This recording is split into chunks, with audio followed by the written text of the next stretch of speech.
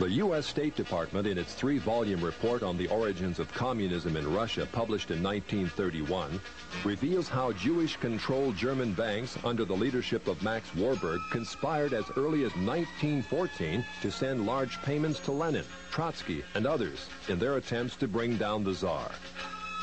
As part of this conspiracy, Jacob Schiff, head of the New York Jewish banking house of Kuhn Loeb, invested at least $20 million, which would be close to $1 billion today, toward the establishment of Bolshevism in Russia. In its article on socialism, the Jewish Encyclopedia, published in 1905, freely admits that Jews in Russia were ripe for revolution. In Russia, socialism, has become a movement of the Jewish masses. The later Encyclopedia Judaica tells us the communist movement and ideology played an important part in Jewish life, particularly in the 1920s and 1930s, and during and after World War II. The Judaica, in fact, presents an extensive list of the most powerful Jewish leaders of Bolshevism, which included Trotsky, Sverdlov, Zinoviev, Kamenev, Litvinov, Kaganovich, and many others. The Judaica also tells us just how many Jews filled the communist ranks. It says anti-Semitism drove the bulk of Russian Jewish youth into the ranks of the Bolshevik regime. When the white Russian patriots heroically attempted to regain their freedom from the Jews, the Judaica says compact Jewish masses were utilized by the Bolsheviks to suppress such counter-revolution. Clearly, Jews and native Russians were engaged in a death struggle over the destiny of Russia.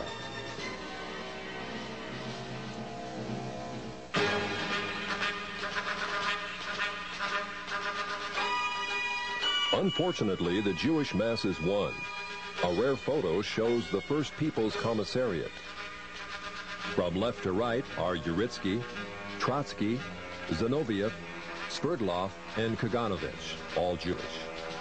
In 1918, intelligence services of the Western powers were buzzing with reports that communism was an international conspiracy fomented by atheistic Jews.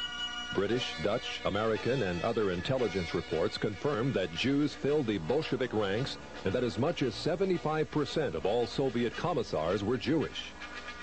In the Illustrated Sunday Herald of February 8, 1920, Sir Winston Churchill commented on what had almost become public knowledge. There is no need to exaggerate the part played in the creation of Bolshevism by these international and for the most part atheistical Jews. It is certainly a very great one.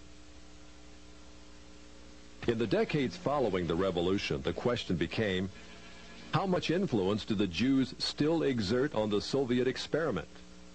Although many of the Jewish kingpins in Bolshevism perished in Stalinist purges in the late 30s, none other than Nikita Khrushchev gives us an eye-opening view of just how many Jews were still in the Soviet government.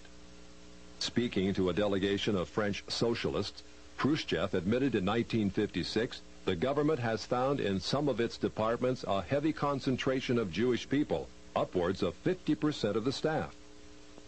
Because communism has historically been top-heavy with Jews, the Soviet policy of so-called anti-Semitism, much protested by Jews in the West, may in reality be but a ploy to distract the world from communism's Jewish past.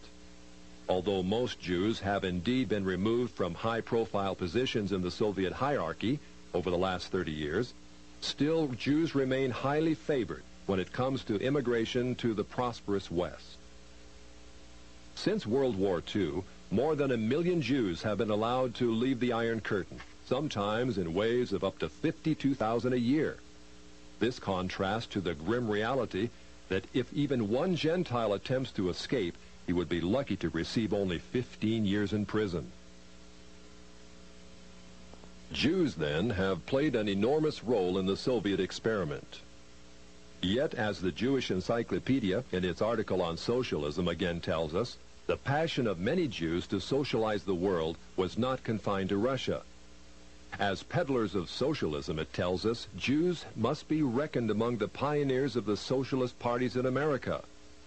As a case in point, a flood of socialistic Jews entered the FDR administration and helped pioneer the New Deal for America.